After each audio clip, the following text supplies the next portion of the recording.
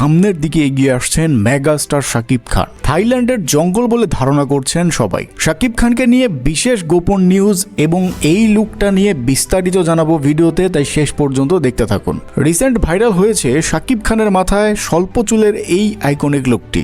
বাংলা সিনেমায় এই লুকে কখনো কোনো নায়ককে দেখা যায়নি। ছবিটি ফ্যানমেড, কিন্তু এটি প্রকাশের সাথে সাথেই শাকিব ভক্তদের মনে তুমুল আগ্রহ জন্মেছে। ছবিটি প্রকাশের সাথে সাথে দুই বাংলার শাকিবিয়ানদের মধ্যেও পুরো ভাইরাল হয়ে গিয়েছে এই লুক। কেউ কেউ বলছে শাকিব খান আমাদের বাংলার রবিনহুড। তিনি যে পরিমাণ ট্যালেন্টেড অভিনেতা, তিনি বলিউডে মুভি করার যোগ্যতা রাখেন। কেউ বলছেন শাকিব খানকে আমরা এই লুকেই দেখতে চাই। এখন এটা দেখার বাকি যে আমাদের দেশের গুণী পরিচালক রায়হান রাফি আমাদের শাকিব খানকে কেমন লুকে রিপ্রেজেন্ট করেন।